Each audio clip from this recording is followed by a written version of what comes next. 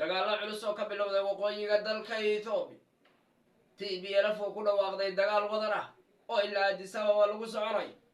xaaladda gobolka Tigray oo waji kala yeelatay iyo ciidanka Tigray oo si weyn hadda u dhaqaaqay sida xogta lagu sheegay ama wararka ka imanaya waqooyiga dalka Ethiopia iyo muuqaalada laga soo baahinayo ama laga soo duubayo furmaha hore ee dagaalka ayaa sheegay inay ciidamada Tigray ay waqti xaadirkan ay hubkii cuslaa ee sida weyn diyaaraduhu ay u beegsanayeen ama bartilmaameedka in gabi ahaanba dhulka la iska dhigay oo wixii garab lagu qaadan karay la qaatay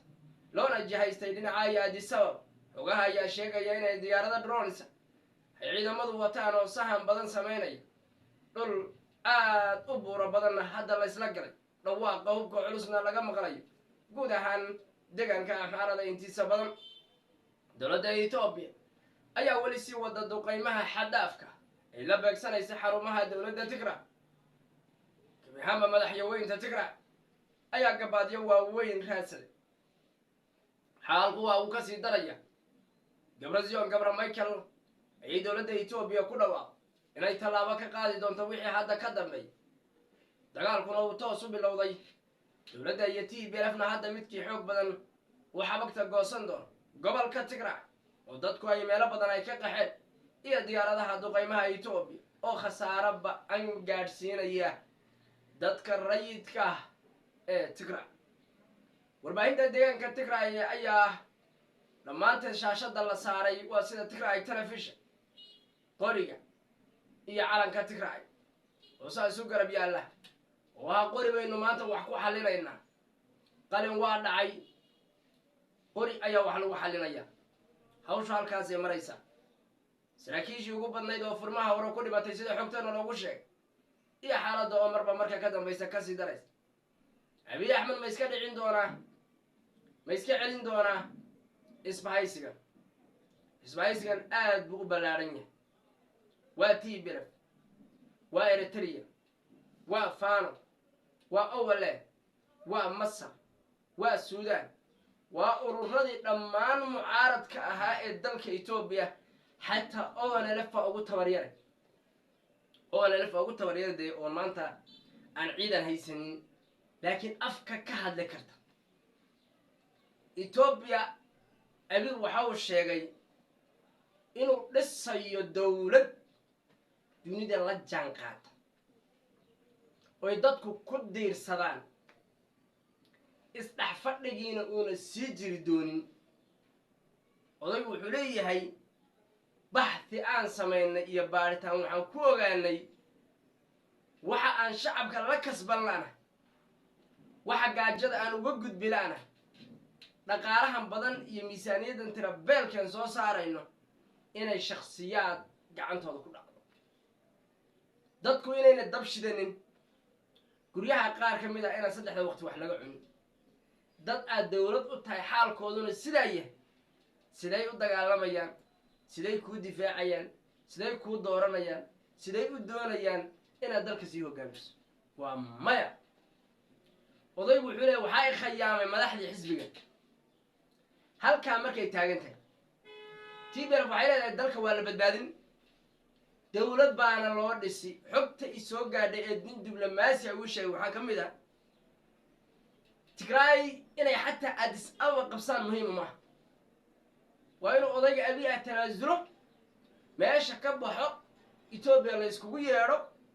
ayagoon Addis Ababa tagin oo xataa gobolka Axmaaraha way ka soo jiireen karaan buu leeyahay ninkaas sida xogta uu sheegay wuxuu yiri niimada ay waxay rabaan inuu asagu baxo cid kale ay timaado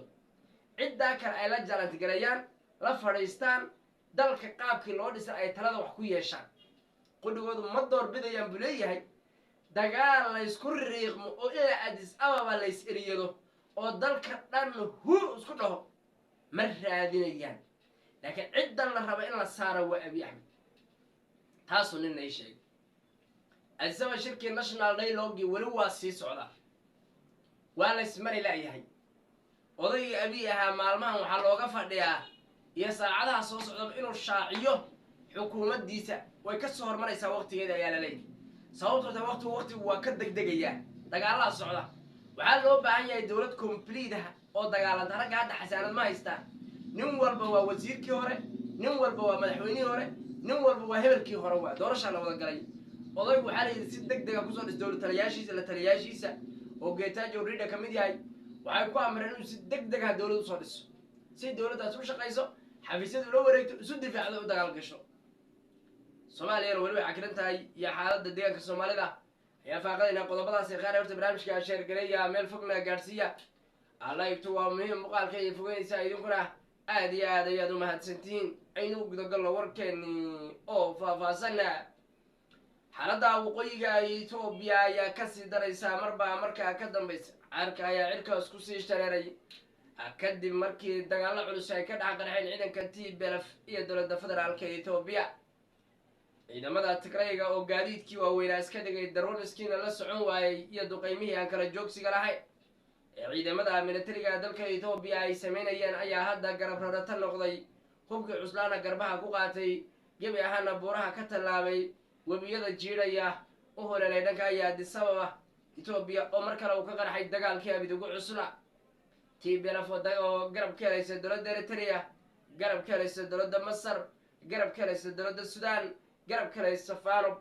waa axmaarada jabhadda dagaalamaysa Axmaro People Liberation Front garab ka helaysa oo wale iyo jamhada aad u tiro badan oo taliya dhaqaalaha haya ayaa dhamaanteed u dhaqaaqday dagaalka farimaha hore ayaan hadda si weyn looga dareemaya daryaanka hubka culus ay isweydaarsanayaan xogagan telefishinka Tigray ayaa lagu daabacay dalku inuu dagaal galay deegaanku inuu dagaal galay dadka Tigray in lagu soo duulay qof kasta oo Tigray ah waxa uu leeyahay inuu isdifaaco dalkiisa iyo dadkiisana inuu dhinto ay diyaar u tahay qoriga iyo calanka ay isdul saareen xogaga TPLF sidoo kale xogaha ka imanaya isla gobolka axmaarada ayaa sheegaya inay ciidamada Tigrayga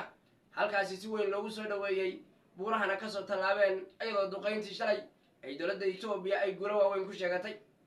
dowladda Itoobiya ayaa sheegtay inay xogaha ay helayso duqeymihii halkaasi ka dhacay inay la beegsatay saraakiil badan oo magacyadooda ay gadaal ka soo sheegi doonaan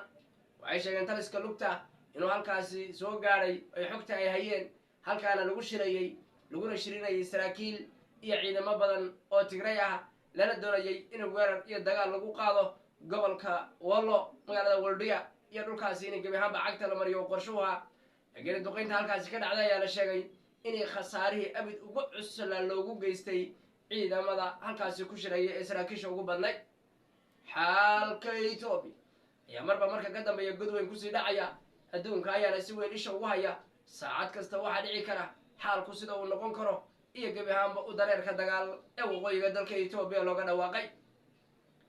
ra'iisul wasaaraha Itoobiya Abiy Ahmed ayaa ku dhawaaqay inuu si deg deg ah u soo dhisayo dowlad cusub oo dagaalanta oo dhulkeedana difaacata dowladda Itoobiya oo doorasho gashay kowdii bishii lixaad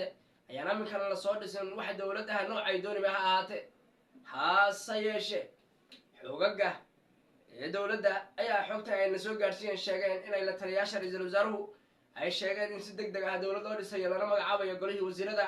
in la magacaabayo madaxdii dowlad deegaanada qorshayaal waaweyn ay socdaan Addis Ababa si weyn la iskugu ceyrsanayo siyaasadda xaalkana si weyn loo karkarinayo shirka National Dialogue oo soo gabagaboobay ayaa suurtagal ah la leeyahay in Abiy Ahmed uu si magacaabo golihiisa wasiirada waxaa la dhihi doonaa madaxweynaha dalka Itoobiya Abiy Ahmed oo magacaabay waxaa la dhihi doonaa ra'iisul wasaaraha Itoobiya oo magacaabay waa doodaha ugu waaweyn iyo dooda dastuurka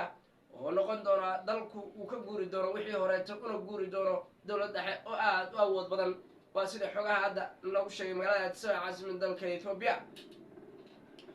dhinaca deegaanka Soomaalida